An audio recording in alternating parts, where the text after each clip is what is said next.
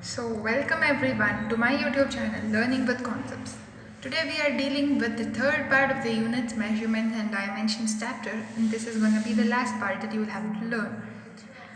Sorry for this time gap, but yeah, I'm back. Dimensions and its uses is the concept that we are learning today. First, we will learn what are dimensions. Dimensions of a physical quantity. Nature of a physical quantity is described by using the dimensions. All the physical quantities represented by derived units can be expressed in terms of some combination of these 7 fundamental units or base quantities. So we are going to call these 7 fundamental quantities as 7 different dimensions of the physical world. And remember, dimensions are always represented in this square bracket. Whenever you see these square brackets, they are meaning to be the dimensions. Now, the dimensions of a physical quantity are the powers or exponents to which the base quantities are raised to represent that quantity. Like these 7 fundamental quantities that you're seeing will have some powers to represent a particular physical quantity.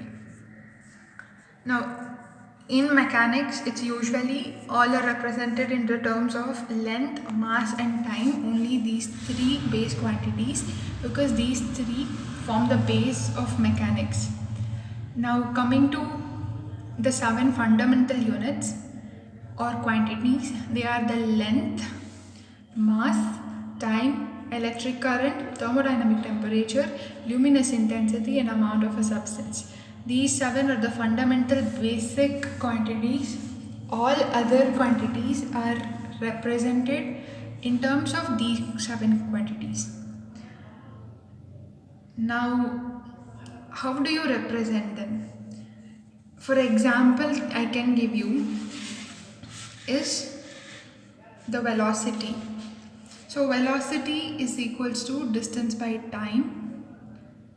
So distance is in terms of L and time is in terms of t. So velocity, the dimension of velocity is gonna be L t power minus 1. Few professors prefer us writing as L power 1, m power 0, t power minus 1, but it doesn't matter. It literally doesn't matter. But there are few who expect us to write so. You need to, like the magnitudes are not considered while considering the dimensions. It is the quality of the type of a physical quantity you will be checking for. Do not ever confuse for, or like you never think of magnitudes here. That is never considered. Now coming to the dimensional formulae and dimensional equations, as I showed you here, this is going to be a dimensional formula. Anything that you are combining the fundamental quantities and putting it is a dimensional formula. Dimensional equation is something that you equate on two sides. So dimension of velocity equals to this particular L power 1 and t power minus 1. So this is a equation, it is a dimensional equation. Okay, this dimensional equation can be obtained from the equation representing the relations between the physical quantity. Like if I take an example of velocity here itself, actual expression for velocity is the displacement divided by time taken. So you can derive the dimension for this velocity based on the actual expression for velocity, the physical expression. So you're substituting the dimensions of those basic fundamental quantities to obtain the dimensional equation for this physical quantity. So this is what I said right now, and the main part of dimension is its applications. Dimensional analysis has got 2 types of applications, that is checking the dimensional consistency of equations and reducing the relations among the physical quantities. So what is this checking the dimensional consistency of equations? The magnitudes of physical quantities may be added together or subtracted from one another only if they have same dimensions. This is a rule, please remember. The magnitudes can be either added or subtracted only if they have same dimensions. In other words, we can add or subtract similar physical quantities. Thus, velocity cannot be added to force, or an electric current cannot be subtracted from the thermodynamic temperature, but initial velocity can be subtracted from the final velocity. So this is what the statement means. This simple principle is called the principle of homogeneity of dimensions. The principle of homogeneity of the dimensions in an equation is extremely useful in checking the correctness of that equation. This is used to check the correctness of an equation. This is probably one MCQ can be given in NEET, or you can use this dimensional analysis for your convenient.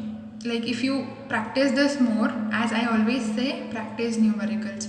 When you practice the numericals based on these concepts more, they'll be very easy. Most of the time they give the differences in the units, that is different systems of units, and also with the dimensions.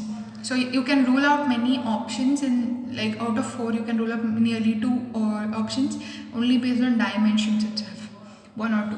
So now the principle of homogeneity of dimensions. Here is the equation: x is equals to x naught plus v naught t plus half a t square. I am sure everyone will be familiar with this basic equation. So here x means displacement, the final displacement, the final distance covered. So this, the dimension of this is L. The same, this side whatever RHS the unit is, it should be the same on the LHS also. This is the what the principle of homogeneity is talking about. And moreover, you are adding here everything, so all this must have the same dimension. So we'll check out what are the dimensions of x naught, v naught t and half a t square. As before said, dimensions doesn't consider the magnitude, so you can rule this half away. You cannot check for this, so you are taking it off. Now x again is L. Now v and t. V, as saw here, it is L t power minus 1 into t, so it is just L again, so it is homogeneous. Now coming to a t square, we know acceleration is velocity by time, so it will become L t power minus 2 into t power 2.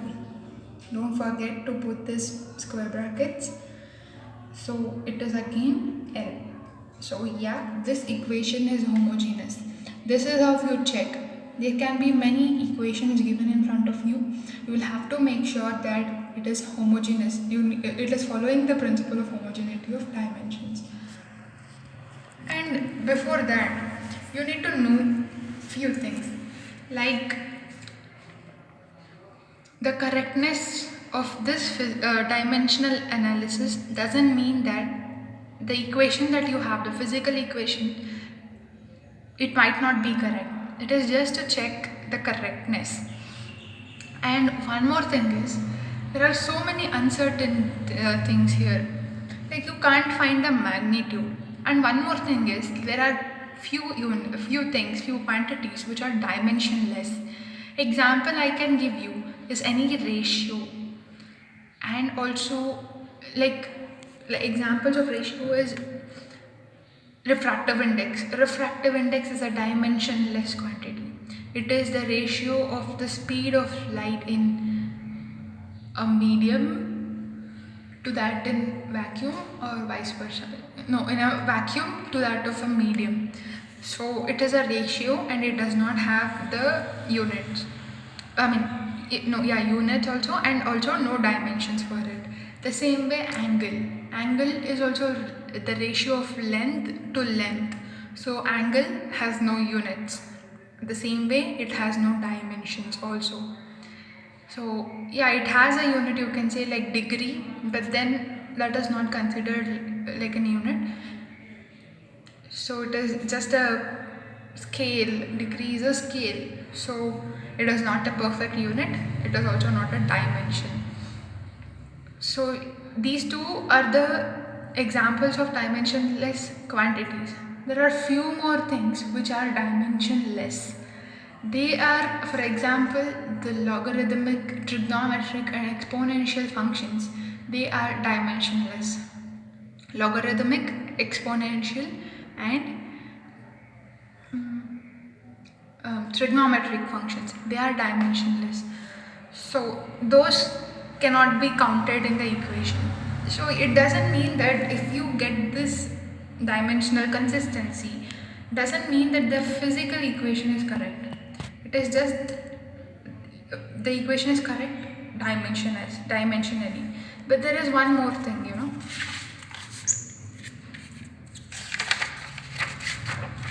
If you see this, I have marked this this is a very easy way of explaining. If there is an equation which is dimensionally correct, it can be correct physically or it cannot be correct physically. It need not be. But if there is an equation which is dimensionally wrong, the equation is physically wrong. There is no question at all of an equation which is dimensionally wrong but physically right. So this is a zero thing. It is never gonna happen. If any equation is dimensionally incorrect, then it is physically also incorrect.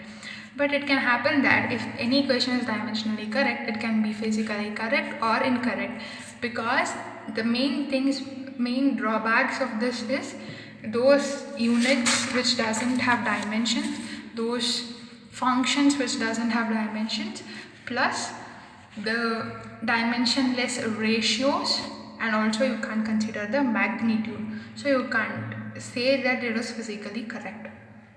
So you solve as many questions as possible. You see your NCERT examples, and then you will find out that it is going to be very easy for you. So, and yeah, you should have this practice. These are concepts that you should be having it in a back mind, like it should be subconsciously registered. It will not be like, you will not even find it as a question in your NEET paper, direct question. But yeah, if you use this subconsciously, if your mind will tell you that, oh yeah, if you use this, then yeah, you can eliminate some options. So then it will be useful. For that subconscious mind to act, you need to give some input to the subconscious mind. So you will have to practice. And then deducing relations among the physical quantity is one of the main application of this dimensional analysis. Checking this consistency will be very less. You will always be given a direct question sometimes based on this deducing relation among physical quantities. There is one NCERT example that I have written now. I'll read the question.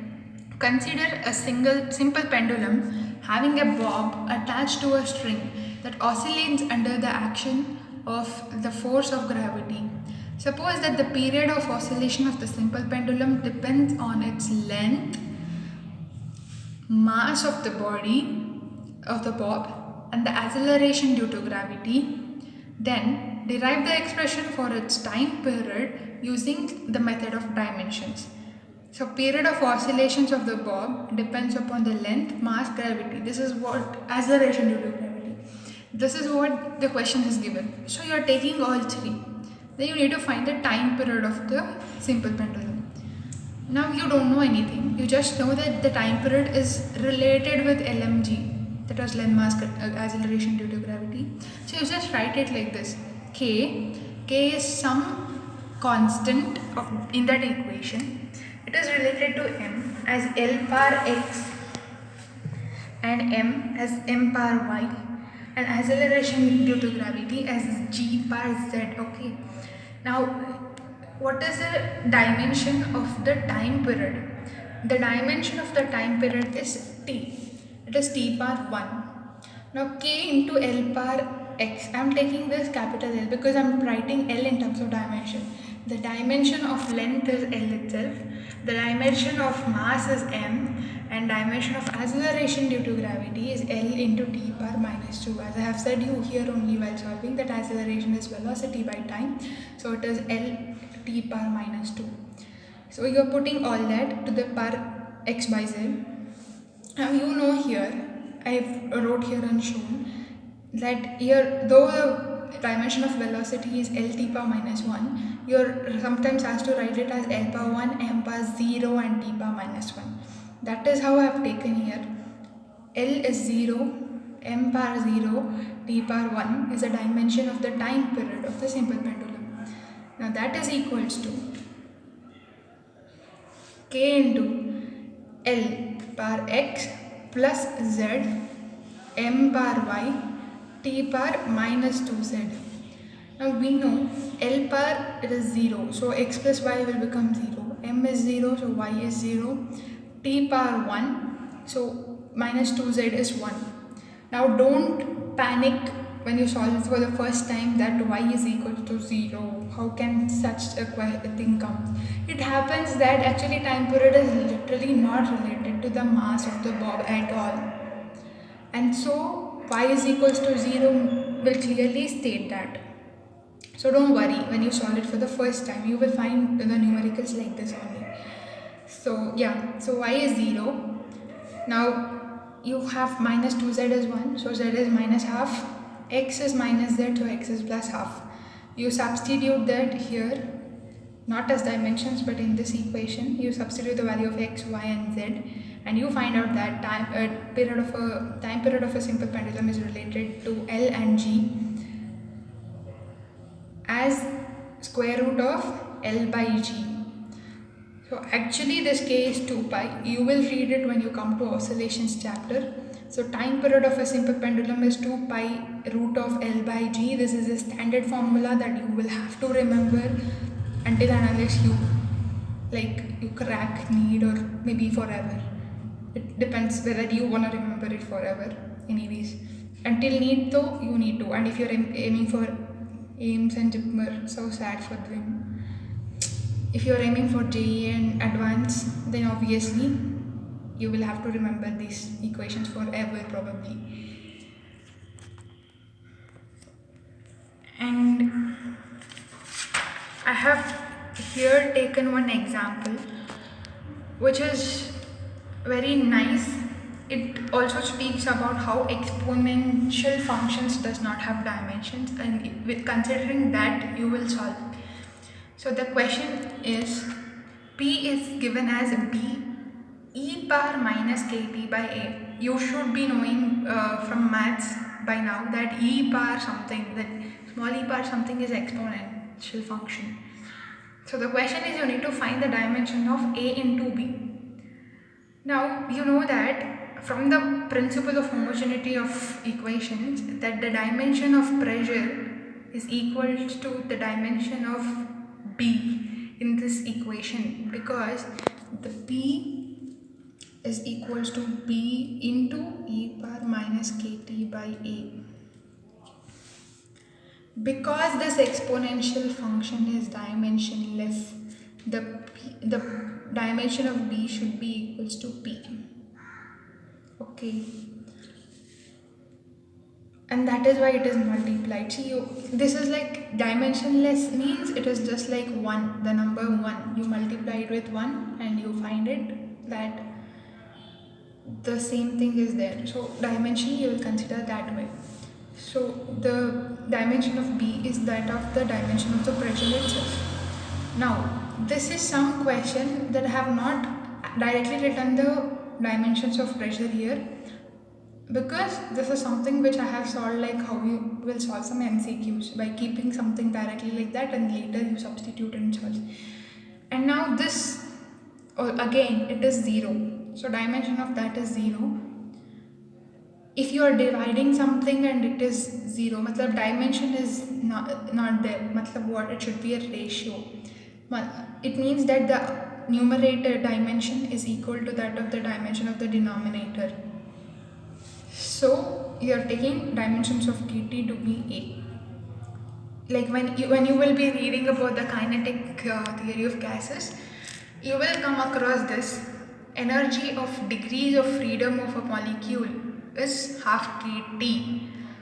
So if you remember this, then you need not go solve what K is, what T is, and find the dimension and then substitute it to A. No.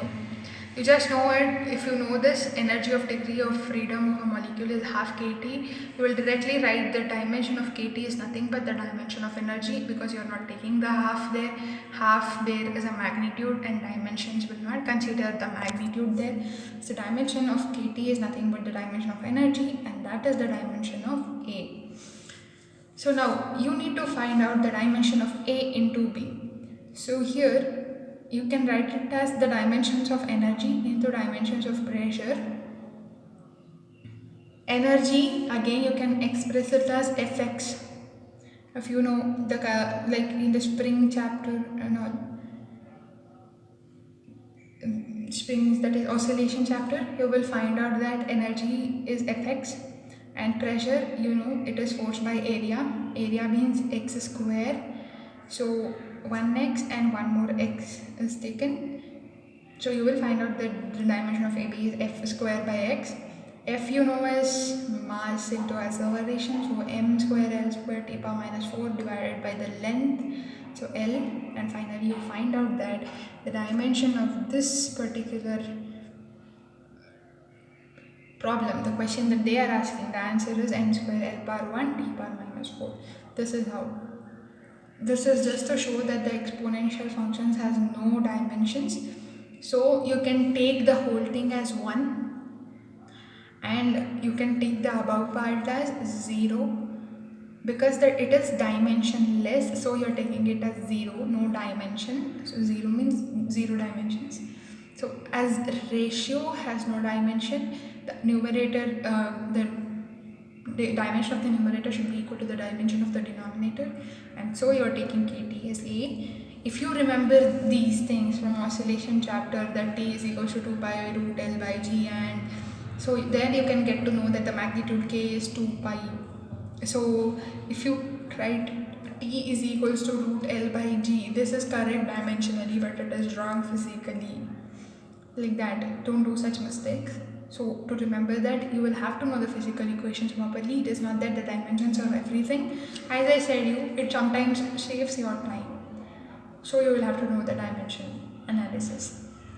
So also, if you know the energy of degree of freedom of a molecule is half kT by the chapter kinetic theory of gases, then you will know that you will supplement it, like you will just put it directly there, so that your time will be saved. It is very much important for you to save time in solving MCQs. These small MCQs, if you take bigger time, then obviously to solve a few questions which are which seems very small, but the calculations goes very big, or the question itself will be very tough to understand. In such questions, it needs time. You will have to give time. To have time for that, you will have to complete this early. So I'm gonna end the session here. As always said, you need to practice the numericals in the order of NCERT examples till the additional exercises of NCERT, and then you will go to exemplar of NCERT. Again, you will have to solve from like whatever reference book that you have. I would prefer you choose H.C. Verma. The concepts will be very good. You learn the concepts and solve H.C. Verma. And yeah, additional exercise in NCERT is compulsory. They are of the competitive exam standard, so you will have to solve them. And yeah, please like, share, subscribe, comment. All the best. Use the time very effectively.